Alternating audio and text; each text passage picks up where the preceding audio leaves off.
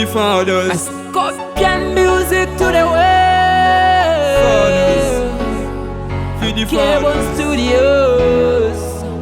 A responsible father. Baba vano ita chikafuchuye pa table. Baba vano ita muri peke malable. Adida timbale dipuma. Kuti unzi. Daddy, shoda uve responsible. Kuti unzi. Daddy, shoda uve responsible. Kuti unzi. Mamuka seiko teti.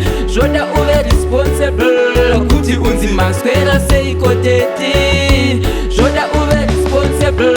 A responsible father. Baba wakateleka, baba wakarongeka.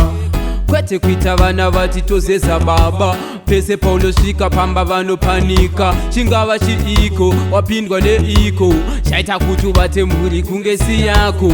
Kana mumwoyo mako iwo unonzwa seiko. Maiva chichema chichanolidarire. Kuti unzi. Daddy, shoda uve responsible. Kuti unzi.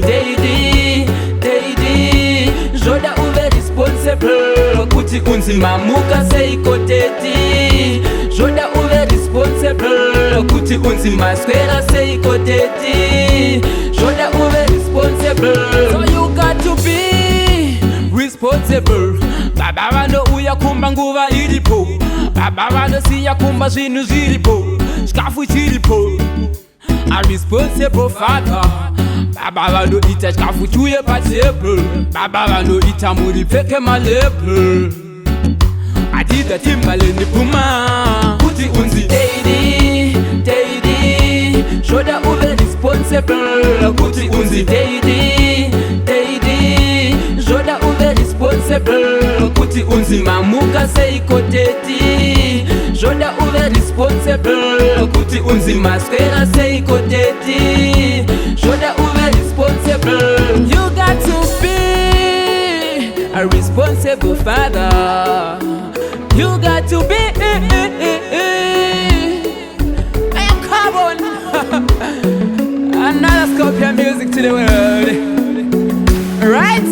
Kuti unzi. Daddy, shoda uve responsible. Kuti unzi. Daddy, shoda uve responsible. Kuti unzi. Mamuka seiko teti.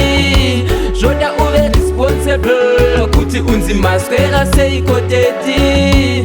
Shoda uve responsible. A responsible father. Baba wakateleka, baba wakarongeka. Kwete kuita vana vatitozeza baba. Pese paulo shika pamba vanopanika. Chingava chiiko, wapindwa neiko. Chaita kuti ubate mhuri kunge si yako. Kana mumwoyo mako iwo unonzwa seiko. Maiva chichema chichanolidarire. Kuti unzi. Shoda uve responsible. Kuti unzi. Shoda uve responsible. Kuti unzi. Mamuka seiko teti.